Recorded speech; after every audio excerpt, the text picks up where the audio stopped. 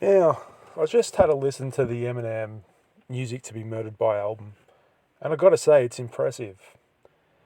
And if I had to compare it to any other of his albums, you know what? I can't really compare it to any of his other albums. You know what it is?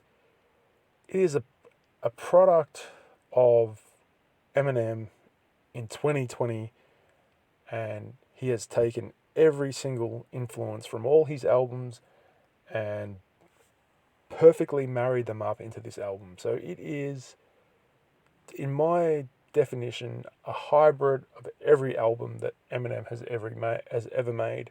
He has released this dope album that's probably one of his best since Recovery. Um, it's impressive. It's well worth the listen. A lot of effort's gone into it. It's amazing. I think he has a lot of tracks on there that individually the tracks can compare to previous albums, and the styles that the style of album that he's had in the past. Like you can compare individual songs to individual Eminem albums, and I think it's Music to Be Murdered By is an absolute masterpiece. I think if I had to say, there's not one particular song that's a favorite of mine. Um, I think there's a few tracks there that have Royce the 5'9" on them that sound absolutely dope. Um, then there's Skylar Grey who's singing the hook on another song, and there's all these songs that are really introspective. They're really powerful and potent and full of dope lyrics. And Eminem has incredible flows and delivery, and he has his persona really bleeds through a lot of these songs. They're deep and meaningful, a lot of them, and some are more comical than others. So I've got to say it's dope. Now, I'm sure there's going to be a lot of haters out there that want to hate, but Eminem has delivered something that's just masterful. And that's what this album is. And it's a tribute. It's the album is a tribute to Juice World, and also Eminem's longtime friend, a bodyguard he was good friends with, that passed away last year, I believe, on a flight to Saudi Arabia. I believe it was from health complications. Um, and Eminem lost his friend. He was a friend and a mentor to Eminem, this bodyguard. So Eminem has delivered, in a way, an album for the people and a tribute to one of his long-term friends, and one person who, he met through music, and it was a recent meet. Juice World died young, as a lot of you know. So I think this album, now, what does Eminem need to do from here? Well, the reason why I'm doing this podcast actually is to not praise Eminem for his album, to actually talk about what Eminem needs to do next.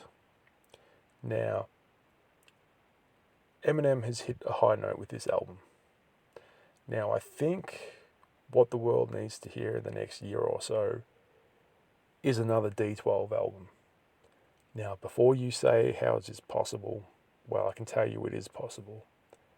Of course it's possible. There are still plenty of unreleased Proof verses out there.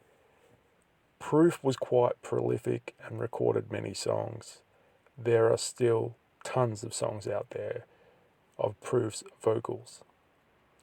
Now, this album had a lot of engineering go into it, yeah. A lot of people behind the scenes. Now, production-wise, there was a whole team. About 30, 40 people sonically engineering this album. Sound engineers and whatnot. Dre did a little bit of engineering here and there on some songs, but it's a huge team. Now, I think what they need to do now is look at ways to utilize unreleased Proof vocals that are in the vaults. And that can be done. When you have a whole team of producers behind you, it is more than reasonable to expect that someone has the time, money, and resources like Eminem to release another D12 album. Now, all the members of D12 would come back together, if anything, for the money, because let's face it, it's a business, it's an enterprise at the end of the day making music, and when Eminem is running a business, it's not that hard to put together another D12 album. There's still enough members alive to, put a product out there. You've got Bizarre who never stops rapping. He's rapping every, single day of the week. Then you've got, Mr. Porter who, sits behind the scenes now but still raps. He can still rap. These guys really need to come together to do a D12 final album. And I think that's the way that Eminem can really finish off his career in this rap game. I reckon if he puts out one more D12 album, that's all it will take. And I know that, Eminem probably doesn't want to push out another D12 album for the simple fact that Proof is not alive. But what a great way to pay homage to his friend than by releasing another D12 album. I mean, when Pac died, the Outlaws really pushed hard for, in remembrance of their fallen comrades, Gaddafi and Tupac. And the Outlaws continued well into the thousands, the Outlaws took a blow when they lost Hussein Fatal. The reason why I'm saying this is because the best way to pay tribute to a fallen comrade is to make music in their memory and continue their legacy, because that's what people like Proof probably wanted. So I think that that's the next step. I think Eminem has to come to some realization that he has to deliver another D12 album, get the remaining group members together, and put that product out there. Put a dope D12 album out there. Do 20 tracks and get it out there.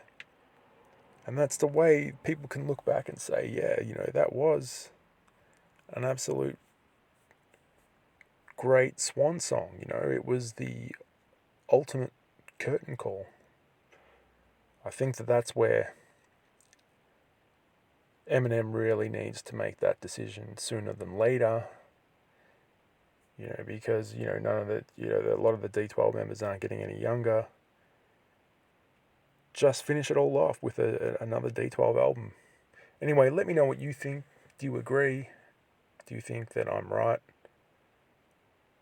I need to know, what you guys are thinking. Anyway, let me know what you're thinking. I'm MC Rapology. Be sure to check out my